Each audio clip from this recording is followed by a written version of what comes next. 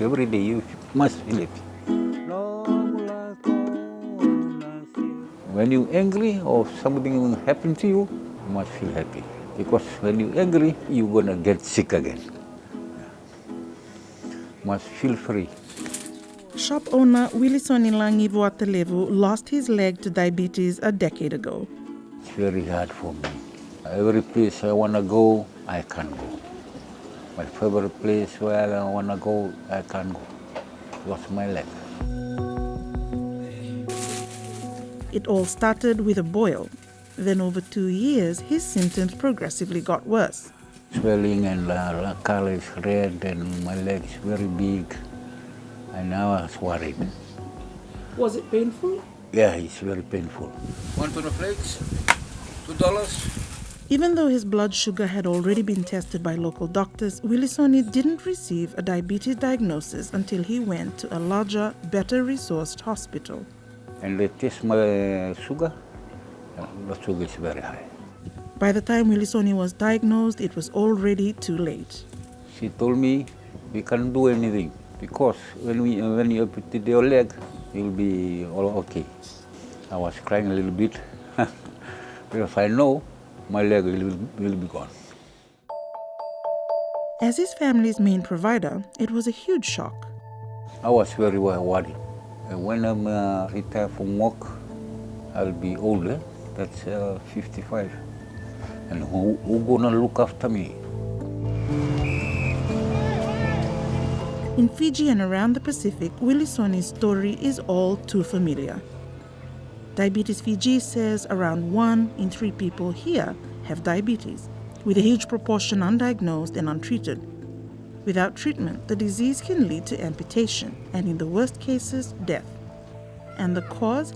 Drastic changes to Pacific Islanders' way of life. Staying in the village is okay because plenty fresh food like fish, vegetable.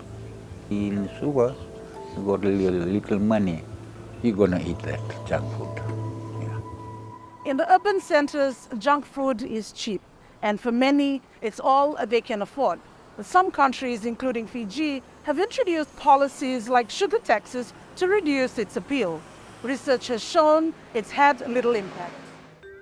According to the new Pacific Food Trade database, the importation of unhealthy food has skyrocketed. Junk food imports from Southeast Asia grew from just over 1,000 tons in 1995 to 64,000 tons in 2018.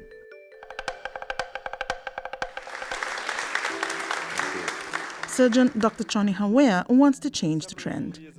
I wanted to find solutions to this problem. After spending years performing amputations, he knows the damage diabetes is causing in Fiji.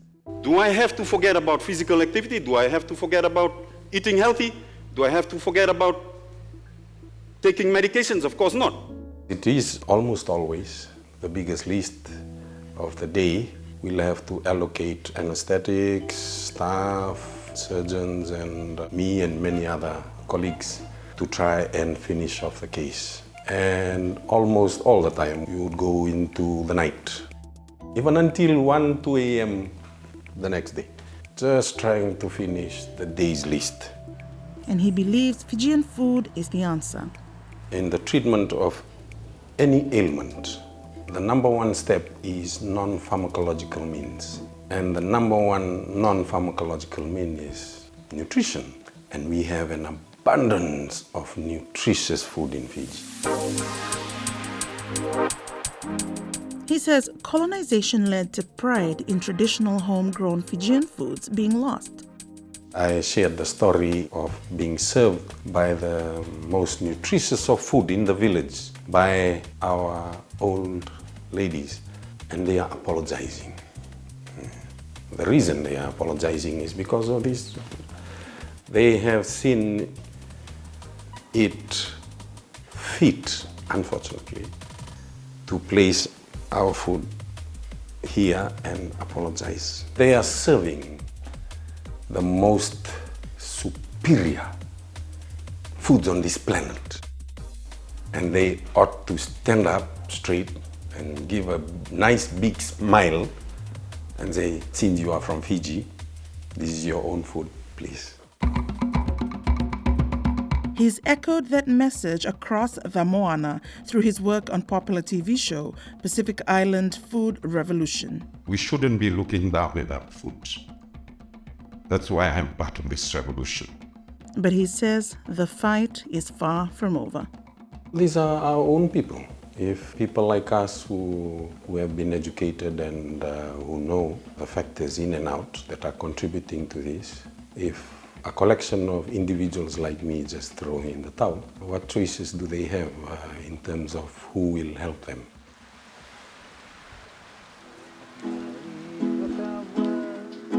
If I know this will come to this, I can stop eat all that junk food. But now it's too late. I want to tell them, don't eat the junk food, eat the fresh food. It still is. I'm still alive. I'm thanking the good Lord that saves me every day, and my wife and all my grandchildren.